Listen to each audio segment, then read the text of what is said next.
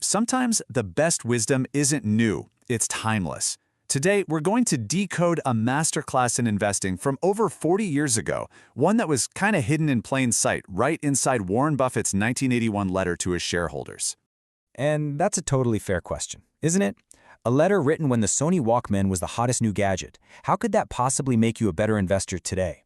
Well, the answer is a resounding yes. And that's because the principles inside weren't created in some easy, booming market. They were forged in fire, in one of the toughest economic times you can imagine. And they're just as crucial for us right now.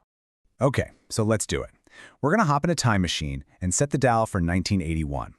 Now, this wasn't just any old year. It was a time of intense economic pressure that basically took the old investing rulebook and tossed it right out the window, forcing a completely new way of thinking.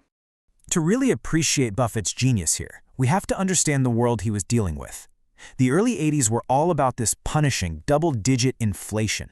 And this wasn't just some minor inconvenience. It was a brutal economic trap where your money was losing value so fast that a company being profitable didn't really mean anything for you, the investor. And this is where Buffett's brilliance really shines. Just listen to this analogy. He calls inflation a gigantic corporate tapeworm.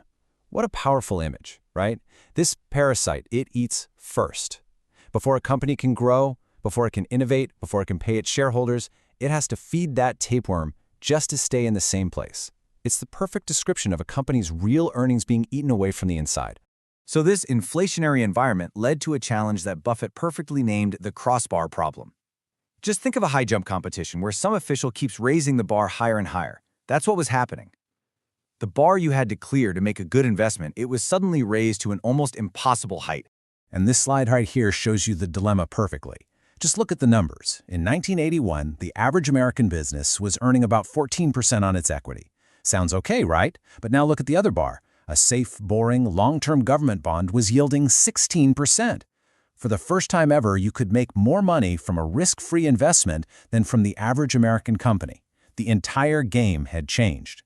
So the bottom line is this economic trap meant that after you factored in that ravenous inflation tapeworm and then paid your taxes, even a profitable company wasn't creating any real, spendable value for its shareholders.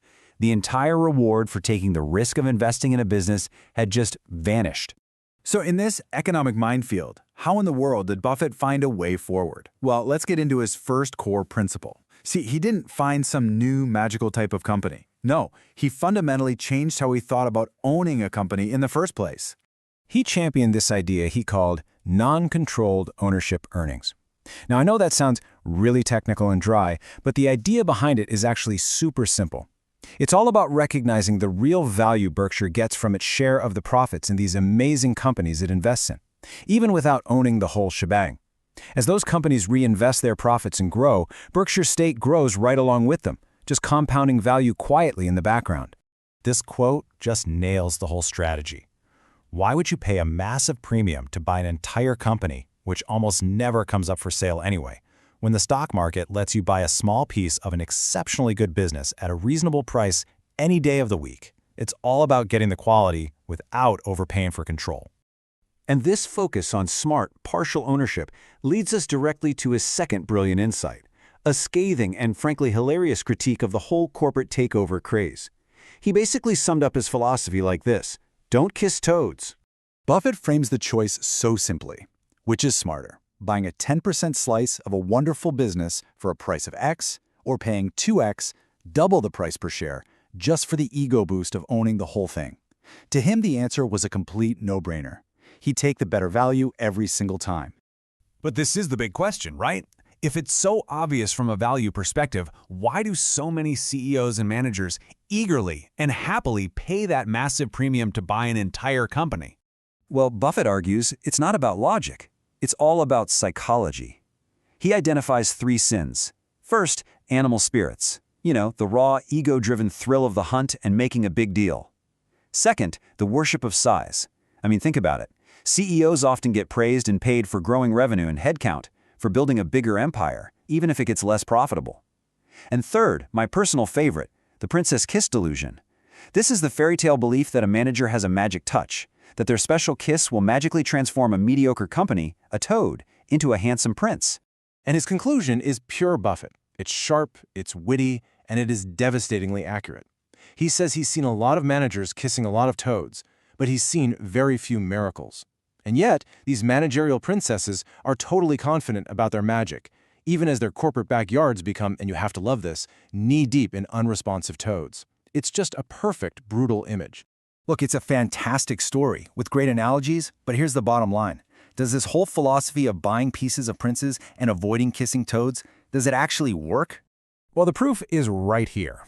In the 17 years leading up to this letter, through recessions and that crazy inflation, Berkshire Hathaway's book value per share grew at a compounded annual rate of over 21%. That is just stunning. It's undeniable validation of this disciplined, long-term approach. So the real takeaway here, the timeless playbook you can use from this 1981 letter, is this. First, focus on the real economic substance of a business, not just accounting tricks. Second, understand the economic environment you're operating in. Third, always remember it's way better to own a piece of a wonderful business at a fair price than a whole fair business at a wonderful price. And finally, don't get caught up in the fairy tale. Don't overpay for the right to kiss toads. And that leaves us with one final, timeless question we should ask ourselves, whether it's 1981 or today. Are you patiently buying pieces of wonderful businesses at fair prices, or are you getting caught up in the hype and paying double just to kiss toads? Before you go, one quick thing. If you found this video helpful, please consider subscribing to our channel. We're building a community of people who want to think differently about money.